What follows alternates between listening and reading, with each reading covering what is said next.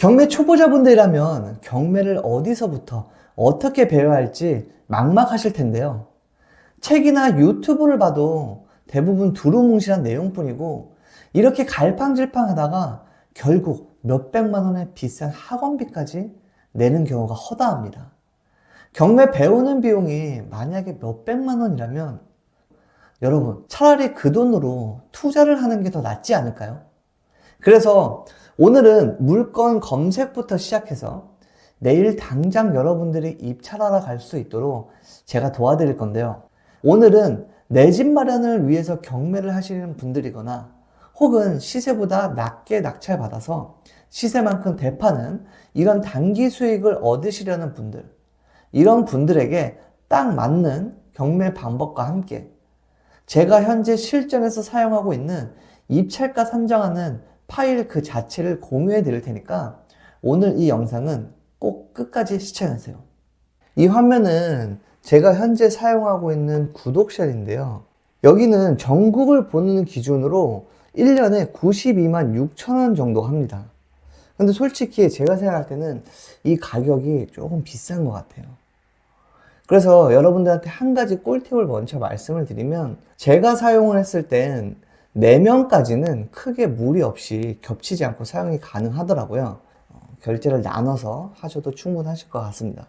만약에 독학으로 여러분들이 하신다고 하면은 처음부터 비싸게 결제를 다 하지 마시고 여러분 주변에 있는 지역이나 관심 가는 일부 지역만 선택을 하셔서 결제를 하시면 충분히 소액으로 사용이 가능하실 겁니다.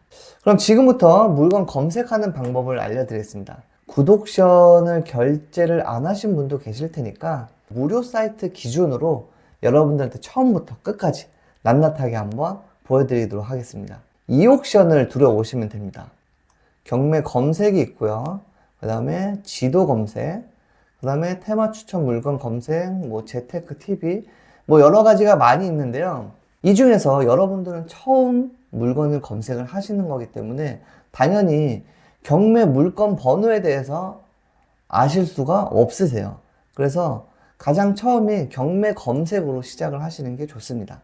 경매 검색 들어오시면 종합 검색이라는 란을 볼 수가 있습니다. 가장 기본적인 건 소재지로 검색을 합니다.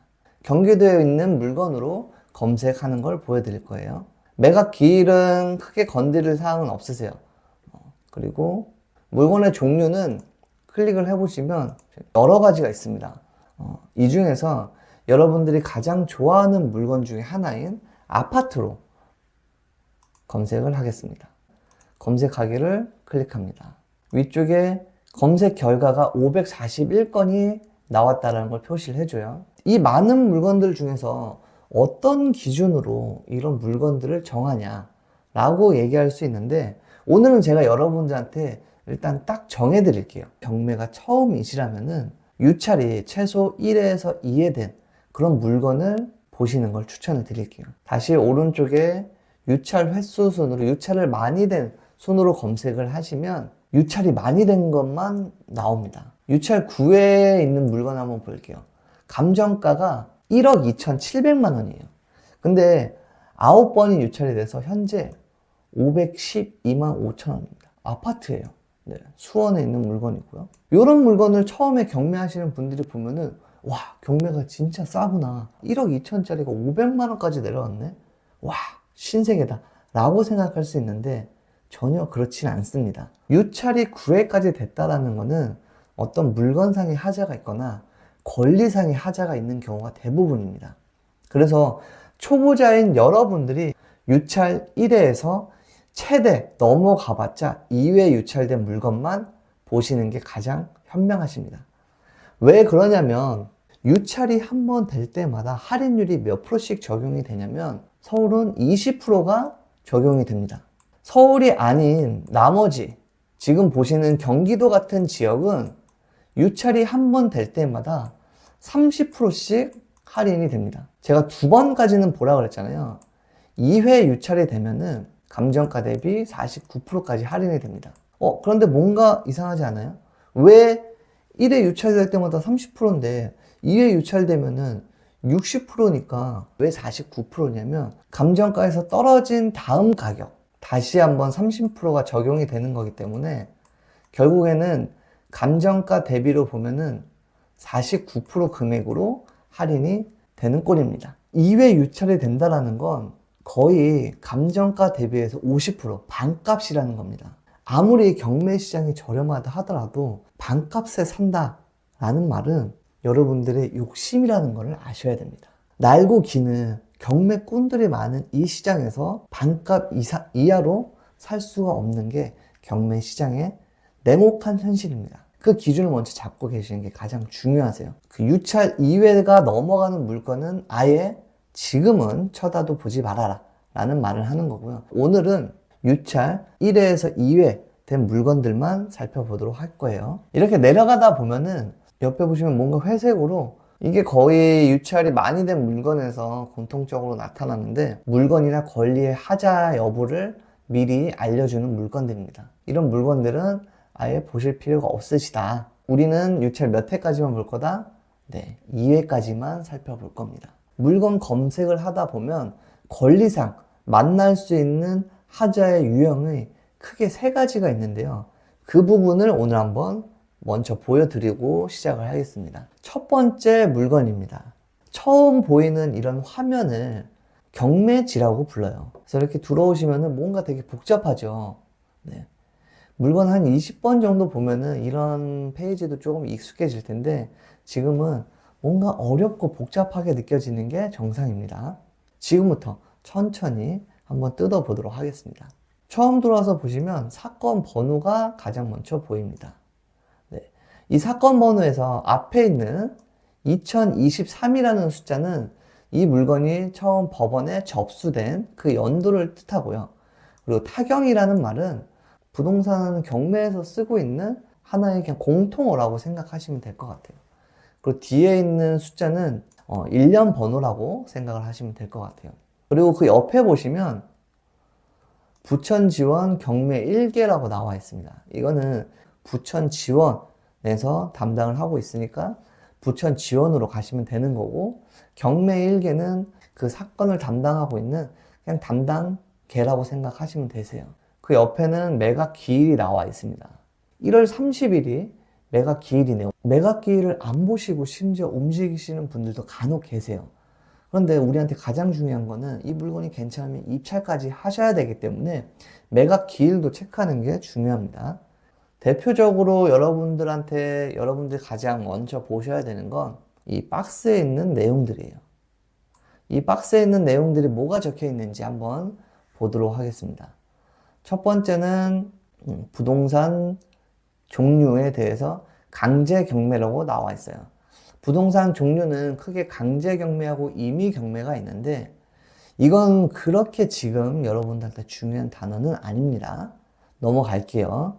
그리고 토지 면적이 4.46평이라고 나와 있는 거예요. 물건의 종류는 아파트고요. 그리고 건물의 면적이 조금 중요합니다. 건물의 면적은 14.61평이라고 나와 있습니다. 여러분들 면적에서 평을 구하는 공식은 면적 나누기 3.3을 하시면 됩니다. 그리고 이 옆에 보시면 이제 감정가가 나와 있고요. 그리고 현재 최저가가 나와 있습니다. 그리고 입찰 보증금은 최저가의 10%인 965만 3천 원입니다. 내가 입찰하는 금액의 10%라고 헷갈려 하시는 분들이 있으세요. 네, 그러면 안 됩니다. 입찰 보증금은 최저가의 10%만 납부를 하셔도 됩니다. 이 밑으로 납부를 하시게 되면 입찰 자체가 취소가 되고요. 위로 더 이상 더 추가로 납부하시는 건 상관이 없습니다. 임차인 현황이라는 것을 볼 수가 있습니다. 핵심적인 권리 분석을 하나를 알려드릴 건데요. 그래서 초보자인 여러분들은 권리 분석을 딱 하나만 기억하시면 됩니다. 말소기준 권리보다 임차인이 먼저 전입이 되어 있으면 그 사람은 선순위 임차인이고 말소기준 권리보다 후순위로 되어 있으면 후순위 임차인이기 때문에 하자가 없습니다. 말소기준 권리도 웬만한 유료 사이트에서는 다 표시를 해주세요. 네. 이 유료 사이트에서 표시해주는 말소기준 권리는 법적인 책임은 없습니다. 그래서 조금 이따가 알려드릴 매각물건 명세서를 체크를 해보시는 게 가장 중요합니다. 임차인 현황에서 말소기준 권리가 2023년 3월 22일이라고 되어 있어요. 그리고 강땡땡님, 전입일자가 2020년 9월 14일로 되어 있어요. 그럼 2023년보다 먼저니까 이분은 선순위 임차인이 되시는 거예요. 선순위 임차인의 물건이 하자가 될 수도 있고 하자가 안 될 수도 있는데, 조금 더 경매 실력이 올라오시면 이런 물건들도 이제 보시기 시작하실 텐데, 우리 물건 검색을 하기도 힘든 여러분들을 대상으로 알려드리는 거기 때문에 이런 물건들은 일단 패스를 하겠습니다. 자, 그러면 어떤 물건을 봐야 되냐?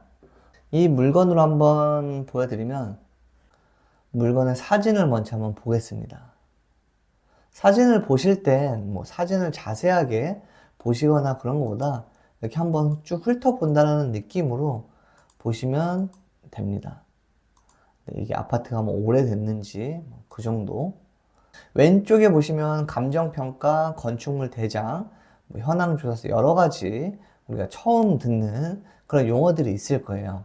그리고 오른쪽에는 이쪽 부분은 사이트에서 제공하는 그런 상황이고요. 왼쪽에 있는 이쪽 부분들은 클릭을 한번 해보시면 되는데요. 감정평가를 한번 봐볼게요. 감정평가는 처음에 법원에서 이제 이 물건에 대해서 감정 의뢰를 한 건데요. 감정평가에서도 크게 볼 건 없습니다. 금액 정도 나오고, 조사기간 한 번 정도 보시면 좋아요. 왜냐면 지금은 부동산이 많이 조금 침체되어 있는 시기고 물건이 가격이 좀 내려가 있는 상태잖아요. 만약에 이 시기에 감정평가가 되고 그런 물건이 1년 후에 나왔는데 그때 당시에는 부동산이 다시 반등을 하고 있다면 시세 대비해서 감정가가 낮게 나왔다는 걸 뜻하니까, 그런 취지에서 이런 감정가 조사 기간이 언제 정도였는지 좀 살펴보시면 되시고요. 한번 쭉 읽어보시면 됩니다. 쭉 뭐 감정평가가 어떻게 되어 있는지 그 사항에 대해서 나와 있는 건데, 사실 우리한테는 감정평가가 어떻게 되어 있는지는 그렇게 중요하지 않아요. 현재 감정, 현재 가격이 얼마이냐가 훨씬 더 중요한 사실이라서, 아파트 물건을 다룰 때는 평가서는 그렇게 낱낱하게 보진 않고요. 그리고 건축물 대장도 한번 살펴보시면 좋습니다. 그래서 아파트는 웬만해서는 위반 건축물이 없는데, 여러분들이 주택이나 빌라 이런 물건들을 하실 때 건축물 대장은 꼭 한번 보셔야 돼요. 그래서 건축물 대장상에 만약에 위반 건축물이라면은 이쪽 부분에 위반 건축물이라고 노란색 딱지로 나와 있습니다. 그래서 건축물 대장으로는 그 정도를 좀 확인을 해 보시고, 그 다음에 현황조사서. 현황조사서는 법원에서 담당자 분이 이제 이 현황에 나가가지고 어땠다라는 그런 현황을 보시는 건데, 이 현황에서는 우리가 조금 살펴봐야 되는 건 점유 관계입니다. 점유 관계. 여기 보시면 채무자가 점유하고 있죠. 소유자가, 어쨌든 소유자가 점유를 하고 있으면 낙찰과 함께 모든 권한은 다 삭제가 됩니다. 그래서 가장 쉬운 물건은 소유자가 점유하고 있는 물건이라고 보시면 되세요. 그 다음에 매각물건 명세서를 한번 살펴볼 건데요. 경매에 있어서 가장 중요한 물건이 바로 이 매각물건 명세서입니다. 지금 보시는 매각물건 명세서는 법적 효력을 갖고 있습니다. 뭔가 글씨들이 많고 굉장히 뭔가 어려워 보일 것 같은데 한번 천천히 살펴볼게요. 사건이라고 해서 이 사건 번호가 나옵니다. 근데 사건 번호가 보시면은 두 개예요. 그렇죠? 경매 신청하는 채권자가 두 명일 경우는 이렇게 사건 번호가 두 개로 나눠져서 나옵니다. 그리고 매각 물건 번호가 나오는데 옆에 1번이라고 적혀져 있어요. 물건 번호도 조금 중요한 사항이 뭐냐면, 채무자의 입장에서 자산이 아파트 한 가지만 있는 게 아니고 예를 들어서 여러 가지 물건이 있다고 쳤을 때 경매에 그분이 갖고 있는 그런 여러 가지의 부동산이 같이 나오게 될 경우 사건 번호는 하나지만 물건 번호는 이렇게 여러 개 붙어 있을 수가 있습니다. 그래서 여러분들이 나중에 입찰을 하실 때 물건 번호를 제대로 확인을 안 하시면 전혀 다른 엉뚱한 물건에 입찰을 하실 수도 있어요. 그래서 물건 번호를 잘 확인을 하시면 되시고요. 그리고 매각물건 명세서 작성 일자에 대해서 나오는 거고요. 이 사건의 담임 법관님의 성함이 나오는 거고, 중요하게 봐야 되는 부분은 바로 이 부분입니다. 최선순위 설정. 이 최선순위 설정이라는 게 어떤 뜻이냐면 말 그대로 권리 분석의 가장 기본인 말소기준 권리에 대해서 이 매각물건 명세서에 나와 있는 거예요. 그래서 최선순위 설정은 2019년 7월 25일 날 설정된 근저당권이다 라는 걸 알 수가 있습니다. 그리고 배당요구 종기에 대해서 나오는데요. 배당요구라는 건 이 물건에 관해서 돈 받을 사람들이 있으면 배당을 신청을 하라는 거고, 그 신청을 언제까지? 바로 이 날짜까지 신청을 하라는 뜻입니다. 만약에 여러분들이 선순위 임차인에 있는 물건이 있는데 배당 신청도 했고 확정일자도 있어서 다 했지만 이 배당 요구 날짜를 그분이 지키지 않았다면 배당을 받지 못합니다. 그럼 그 금액은 전액 낙찰자인 우리가 인수를 해야 돼요. 그런데 지금은 우리는 그런 물건을 보는 건 아니기 때문에 지금 시간은 배당 요구 종기를 굳이 크게 관심 갖지 않으셔도 돼요. 왜냐? 임차인이 없기 때문에 그렇습니다. 임차인이 있을 경우에는 매각물건 명세서상에 임차인이 나와 있습니다. 근데 지금은 조사된 임차 내역이 없다고 나오죠. 네, 이렇게 되면 선순위 임차인도 없는 거고, 그리고 후순위 임차인도 없다라고 생각을 하시면 됩니다. 이 부분을 체크를 하시는 게 가장 중요하세요. 중요하게 표시가 되는 사항들은 법원에서 이 비고란에 뭐 예를 들어서 선순위 임차인이 있다라고 하면은 여기에 선순위 임차인에 대한 내용도 나와 있을 거예요. 네, 매각물건 명세서는 이게 답니다. 경매지에 나와 있는 면적은 전용 면적입니다. 이게 왜 중요하냐면 여러분들이 실제로 이 부동산을 임장을 나가게 되면 부동산에서는 대부분 분양 면적으로 상담을 하실 거예요. 그래서 25평짜리가 아니고 분양 면적으로 얘가 몇 평인지를 알고 가시는 게 중요합니다. 대부분 25평, 84면은 32에서 33평 정도가 분양 면적이라고 부릅니다. 미납관리비가 얼마인지 파악을 하시는 것도 중요합니다. 지금 여기에서는 미납관리비가 없다라고 나오는데요. 2023년 11월 달까지 파악된 거고, 이 이후부터는 얼마가 나왔을지를 몰라요. 이 미납관리비를 그대로 내고 나가시는 분이 드뭅니다. 그렇게 되면은 낙찰자인 우리가 미납관리비를 내야 되는 경우들이 꽤 많습니다. 그래서 해당 관리실에 가셔가지고 경매 나온 물건 이야기를 하시고 미납관리비를 파악을 하시면 됩니다. 밑으로 보시면 임차인 현황, 이 부분은 그러니까 우리가 매각물건 명세서 상으로 체크를 했었죠. 임차인이 아무도 없기 때문에 이 부분도 상관이 없습니다. 이 물건의 시세를 한번 파악을 해보겠습니다. 이 옥션에서는 네이버 부동산하고 KB, 뭐 아실, 호갱노는 뭐 여러 사이트들을 제공을 해주는데요. 처음에는 네이버 부동산에 들어가서 먼저 이 물건의 현황을 파악을 해보시는 게 중요합니다. 그래서 단지 정보를 들어가셔서 세대수는 821세대고 사용승일이 2014년입니다. 그러면 10년 된 아파트라고 볼 수 있겠네요. 그리고 세대수는 800세대이기 때문에 500세대 이상이면은 그래도 안정적인 세대라고 볼 수 있거든요. 그래서 여긴 800세대니까 이 정도면 양호합니다. 그리고 나서 또 하나 봐야 되는 건 밑으로 내려보시면 단지 내 면적별 정보라는 게 있어요. 그래서 여러분도 아시겠지만 아파트가 한 가지 편형만 이루어져 있는 게 아니잖아요. 같은 아파트라고 해도 당연히 평수 대비 가격이 다르고, 그리고 같은 평수라고 해도 타입에 따라서도 가격이 조금 다르거나 선호도가 다르기 때문에 우리가 나와 있는 경매 물건은 어디에 해당되는지 일치시켜 보는 게 좀 중요합니다. 동호수에서 평형 정보를 들어가셔가지고 우리가 있는 동을 그대로 클릭을 해보시면 됩니다. 204동에 1201호로 들어가시면 111.48C라고 나와 있습니다.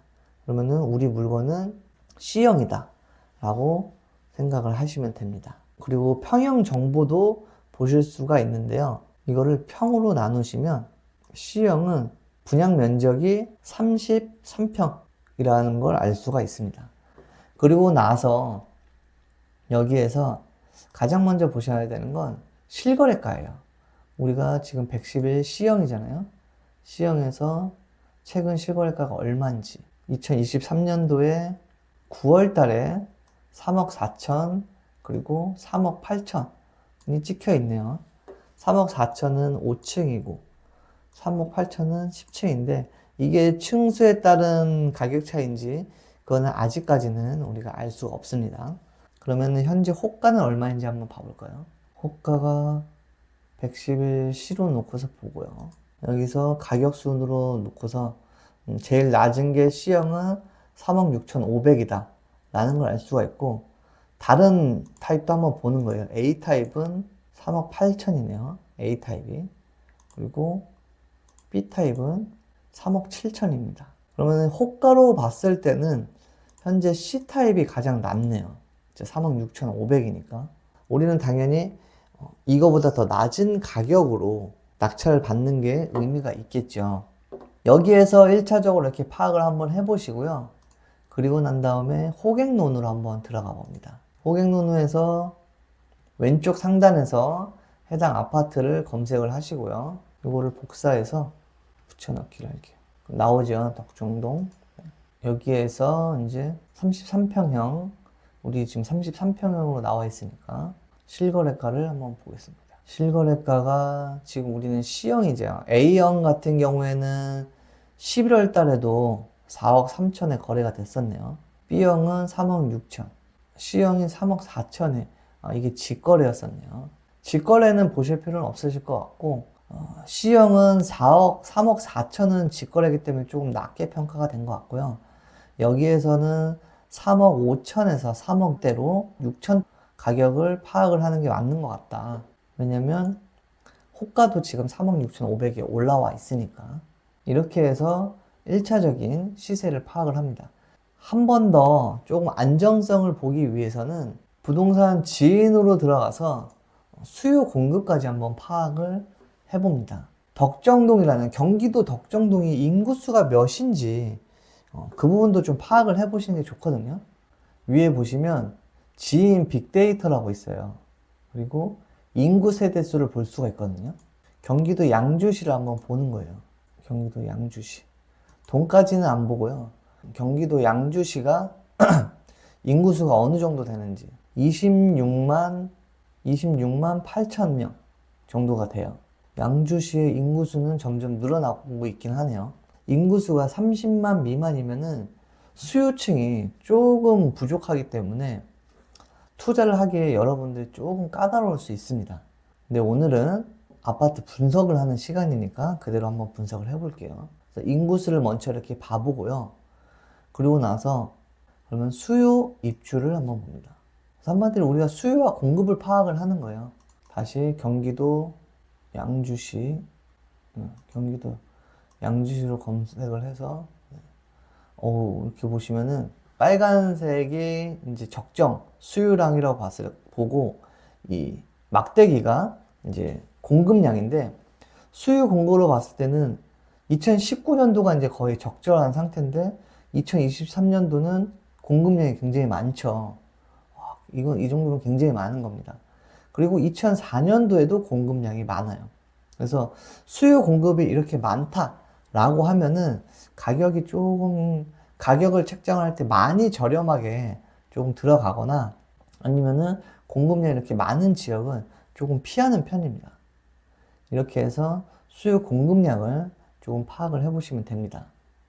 그래서 이런 모든 부분들을 물건 분석하는 그 파일에 다 입력을 할 수가 있으니까 그걸 토대로 여러분들 입찰 여부를 결정을 하시면 되세요.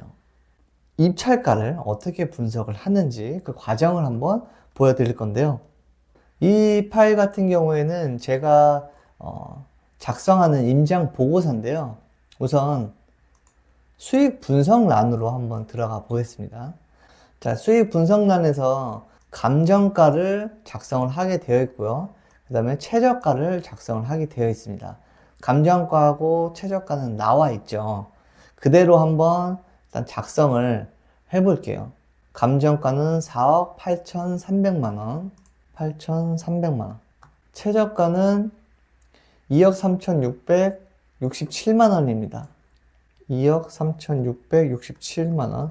그러면 알아서 할인율이 49%가 적용이 되죠. 낙찰가는 아직 우리가 정할 수가 없습니다. 조금 더 밑으로 내려서 이제 추가로 들어가는 비용들이 발생이 되는데요. 그게는 취득세가 들어가고요. 그 다음에 법무 비용, 미납 관리비, 그 다음에 수리할 게 있으면 수리나 인테리어 비용, 명도 비용, 그 다음에 84 이상이라면 부가세도 들어갑니다. 부가세는 처음에 들어가는 건 아니고 이제 팔 때 부가세까지 생각을 하셔야 되고, 재산세와 종합부동산세가 들어가는데, 주택을 취득을 하게 되면 세금이 총 3가지가 발생이 됩니다. 그 세금의 첫 번째는 취득세고요. 두 번째는 재산세나 종합부동산세입니다. 세 번째는 팔 때 내는 양도세입니다. 취득세에 관한 것도 이 파일에 다 들어가 있습니다. 여기 취득세 부분을 들어가시면 현재 취득세가 이렇게 되어 있어요. 1주택자나 무주택자는 상관없이 1에서 3%가 들어갑니다. 그리고 2주택자는 조정지역은 8%가 들어가고 비조정지역은 1에서 3%가 들어갑니다. 3주택자는 조정지역은 12%, 비조정지역은 8%, 법인이나 주택은 무조건 12%가 들어가게 됩니다. 1에서 3%라 그러는데 취득 가격이 6억 이하면은 1%고요. 6억 초과서부터 9억 이하까지는 1.01에서 2.99%까지 차등해서 계산이 되고, 9억이 초과된다 그러면은 무주택자라도 3%의 취득세가 발생이 되는 겁니다. 그리고 못 본 내용이 하나 있으실 거예요. 그 뭐냐면 조정 대상 지역하고 비조정 대상 지역인데 조금 어려우시죠? 이 주택자 같은 경우에는 어디가 조정 지역이냐에 따라서 지금 거의 8배 차이가 나기 때문에 알아보는 방식이 호객노노에서 쉽게 알아볼 수 있습니다. 여기 오른쪽에 보시면 이 정책 부분을 클릭을 하시면, 규제를 클릭을 하시면 이렇게 나와 있습니다. 뭐 투기지역, 조정 대상지역. 이 지역이 아닌 모든 지역은 비조정 대상지역이죠. 만약에 투기지역이나 조정지역이다 그러면은 여기에만 이렇게 빨간색으로 나와 있는데, 이 부분만 지금 투기지역으로 나눠져 있는 거고 나머지는 비조정지역이라는 겁니다. 예전에는 조정지역이 있었을 때는 여기 이렇게 노란색으로 이렇게 표시가 되어 있었어요. 요번에 이제 규제가 해제가 되면서 조정지역은 다 해제가 됐거든요. 그래서 조정지역은 사실상 지금 없는 상태입니다. 취득세는 1.1%로 잡아놨습니다. 옆에 보시면 무주택 기준. 근데 왜 1%가 아니고 1.1%지? 라고 생각하시는 분들은 취득세가 1%고요. 지방교육세가 0.1%라서 최종적으로 1.1%가 계산이 됩니다. 그리고 법무 비용이 발생이 돼요. 전체적으로 좀 넉넉하게 잡았습니다. 그래서 저 같은 경우에는 등록비를 0.4% 정도를 잡아요. 이 법무사 비용은 거의 필수입니다. 여러분들이 대출을 받으면 무조건 법무사를 끼고서 진행을 하기 때문에 법무 비용은 필수인데요. 취득세하고 등록 법무비를 다 합쳐서 약 1.5%를 일단은 잡아 놓습니다. 그래서 미납 관리비 역시도 100% 물어준다라고 생각을 하고 적어 놓습니다. 그리고 수리, 인테리어 비용은 이 부분은 조금 애매한데요. 5년 이내 신축 아파트는 300만 원 정도? 5년에서 10년, 500에서 한 800만 원 정도? 그리고 10년 이후는 한 1000만 원 정도를 일단 잡아 놓는 게 아파트 기준입니다. 그러면 지금 우리는 미납관리비가 없죠. 11월 30일까지 없는 거니까 지금 현재는 조금 발생할 수 있다라고 치고요. 미납관리비를 한 50만 원 정도 잡아 놓겠습니다. 인테리어는 이게 한 10년 정도 됐죠. 그러면은 물건의 외관적인 상태가 그렇게 오래되어 보이지 않기 때문에 500만 원 정도 잡아 놓겠습니다. 그리고 이사 비용, 이 명도 비용이라고 하는데 평당 한 10만 원 정도를 측정을 해요. 분양 면적은 33평이니까 대략 한 30평으로 해가지고 300만 원 정도 측정을 해 놓으시면 됩니다. 이 가격이 나중에 여러분들이 명도가 안 돼서 만약에 강제 집행을 하게 되면은 300만 원보다는 조금 더 적게 들어가기 때문에 이사 비용을 그냥 명도 비용이라고 같이 적어 놓은 거고요. 부가세는 이제 84 평수 이상일 때 매각을 할 때 부가세가 발생될 수 있기 때문에 써놓은 건데 지금 물건에서는 빼놓겠습니다. 그리고 재산세는 네이버 부동산에 가시면 단지 정보를 보시면 보유세가 약 25만 원 정도라고 나와 있습니다. 돌아오셔서 재산세 25만 원. 그리고 재산세에 대해서도 적어놨는데 재산세는 약간 좀 신기한 게 6월 1일 기점으로 누가 그 부동산을 가지고 있느냐에 따라서 그 사람이 재산세를 냅니다. 예를 들어서 내가 5월 20일까지 지내다가 5월 30일 날 명의가 바뀌었어요. 그러면은 그 전에 있던 사람은 재산세를 내지 않고 5월 30일 날 받은 사람이 6월 2일 날 갖고 있는 소유자가 되기 때문에 그분이 재산세를 납부를 하는데요. 재산세를 이제 구하는 공식은 사실 여러분들이 이 재산세 구하는 공식까지 다 외우고 알 필요가 없습니다. 이 파일에 제가 지금 드리는 파일을 보시면 부동산 계산기 링크가 되어 있어요. 여기에 들어가셔서 아파트에 살고 있는 공시 가격을 검색을 하시면 나오시거든요. 그 공시 가격만 기입을 하셔서 예를 들어서 공시 가격이 뭐 2억 5천이다 넣으시면 재산세는 알아서 적용이 됩니다. 보유세의 개념이 재산세가 따로 있고 그리고 종부세가 또 하나가 있는데 종합부동산세라고 해요.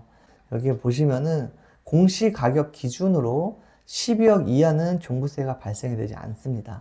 재산세 써놨고요. 종부세도 나오지가 않죠. 이 상태에서 여러분들이 매매가를 얼마에 팔겠느냐 시세 파악을 했던 걸 토대로 3억 6,500이 가장 싸니까 대략 팔 수 있는 금액을 조금 보수적으로 측정해서 3억 5천 정도로 측정을 한번 해보겠습니다. 3억 5천이면 현재 나와 있는 A, B, C 다 합쳐서도 3억 5천이면 가장 낮은 금액이기 때문에 이 정도면은 그래도 경쟁력이 있겠다라는 생각으로 들어가는 거예요. 매매 가격만 적어놨다면 낙찰가를 1단계는 한 5천만 원 정도 저렴하게 한 3억 정도를 적어요. 그러면 낙찰률은 감정가 대비해서 한 62% 정도 되고요. 그래서 3억으로 잡았을 때 가격들은 이제 자동으로 수식이 돼서 입혀집니다. 매입 원가는 우리가 3억에 취득은 했지만 여러분들이 실제로 준비해야 되는 금액은 약 3억 1,300만 원 정도가 된다라는 말이에요.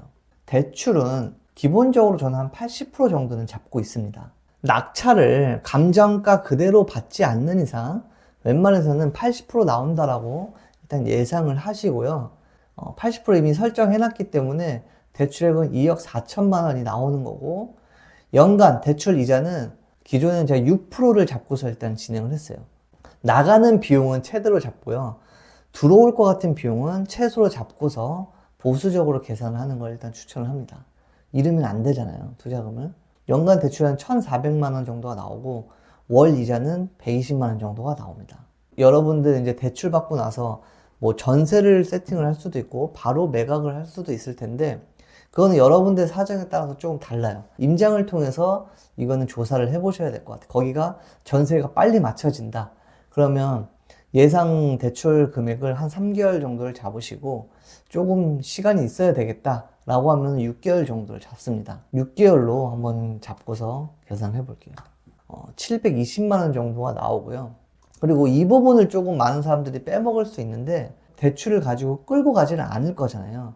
전세를 맞추던 혹은 나중에 매각을 시키더라도 대출받은 그 중도상환 수수료를 내게 된단 말이에요. 약 1% 정도를 잡아놨습니다. 이 금액을 조금 빼놓으시는 분들이 생각보다 많으세요. 자, 그러면 최종적으로 우리가 3억의 낙찰을 받았을 때 총 들어가는 금액은 3억 1,300만 원이 되고 나중에 3억 5천에 팔게 되면 양도차익은 총 3,675만 원이 됩니다. 이 양도차익이 어떻게 나오게 되냐면 여기 위에 실제로 들어간 요 금액, 취득세하고 등록비, 뭐 미납관리비 이런 금액을 뺀 나머지 금액이 3,675만 원이라는 거예요. 그리고 팔았으니까 그렇죠? 부동산 복비 들어갈 거예요. 복비도 보시면은 5천만 원 미만에서부터 적정 복비 비율도 여기에 다 나와 있으니까 이 내용도 한번 참고해 보시고요. 지금 여기에 있는 이 매매에 대한 그 양도세는 사업자로 세팅이 되어 있어요. 근데 여러분들이 사업자가 아니다 라고 하면은 양도세에 대해서도 간단하게 설명을 드리겠습니다. 양도세는 지금 현재 집을 취득한 이후로 1년 미만이면은요, 주택하고 입주권은 70%고요. 분양권도 70%예요.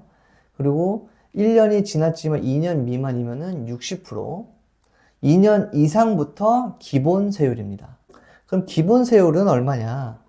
이 표를 보시고 적용을 하시면 되세요. 뭐 1,400만 원 이하까지는 6%고 500만 원 이하까지는 15%고. 조금 머리가 아프시죠? 세금 얘기하니까 조금 어렵다 싶으면 제가 여기 취득세에서 보유세에서 있는 부동산 계산기 들어가시면 양도세 계산도 하실 수가 있으니까 취득가액 이거 다 그대로 쓰시면 나옵니다.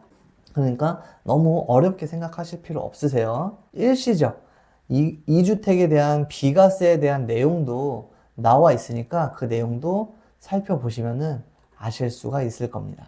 여러분들 이 파일 하나만 가지고 있으셔도 대부분 주택에 대해서는 파악을 하실 수가 있으실 거예요. 자, 다시 수익 분석으로 들어와서 양도소득 인정 금액은 이런 모든 비용들이 매매 사업자로 진행을 할 때 경비로 인정을 받을 수 있다라고 세금 계산을 하기 위해서 양도소득 인정 금액을 1,680만 원으로 잡았습니다. 사업자는 일반 세율이기 때문에 1,680만 원이면은 1,600만 원이니까 15%에 들어가는 거예요. 수익 분석에 15%를 잡아놓고 양도세는 250만 원을 납부를 하고 대출 이자는 6개월치를 다 낸다라고 했었을 때 최종적으로 수익은 얼마냐? 2,563만 원 정도가 잡히는 겁니다. 3억의 낙찰을 받아서 3억 5천에 판다라고 했을 때 5천만 원 버는 거 아니야? 라고 생각할 수 있지만 나가는 비용들 다 계산을 해보니 최종적으로 2,563만 원을 번다. 이 부분도 조금 중요해요. 우리가 대출을 80%를 받았다고 해서 그럼 20% 금액만 있으면 되는 거 아니야? 라고 생각할 수 있지만 실투자 금액은 7,325만 원이 나온다는 겁니다. 7,325만 원을 투자를 해서 얼마를 버는 거죠? 2,063만 원을 버는 거니까 수익률로 봤을 땐 35%예요. 35%면 굉장히 높은 수치입니다. 이렇게 해서 부동산 수익 분석을 해봤고요. 그리고 나서 낙찰가를 여러 번 이제 수정을 하시는 거예요. 낙찰가만 수정을 하시면 되니까 뭐 예를 들어서 한 3억 2천만 원 정도를 써보시는 거예요. 수익이 800만 원, 뭐 한 2억 8천만 원, 실투자금이 6,800이 들어가고 수익은 4,300만 원이 나온다. 여러분들이 낙찰가를 계속 좀 변경을 해 보시면서 최종적인 내가 입찰을 얼마에 쓸 것인지를 파악을 하시면 되시는데 욕심내지 않고 2천에서 3천만 원 정도 생각을 하신다면 그 정도의 수익은 가능하지 않을까 생각이 됩니다. 지금 여기까지 영상을 보셨다면 정말 하나하나 공부하는 심정으로 보셨을 텐데요. 여기까지 보신 분들은 여러분들의 소감하고 그 다음에 이메일 주소를 보내주시면은 제가 이 분석표를 다 보내드릴 텐데요. 영상이 올라간 이후에 계속적으로 댓글을 달릴 때마다 보내드릴 수는 없으니까 그건 어느 정도 일정 기간까지만 제가 이 표를 보내드리도록 하겠습니다. 이번 영상 여러분들한테 많은 도움이 되길 바라고요. 여러분들도 입문을 통해서 성장하고 경매를 통해서 성공하는 그 과정을 느껴보시길 바라겠습니다. 시행착오를 통해서 성공을 배운다의 착오였습니다. 감사합니다.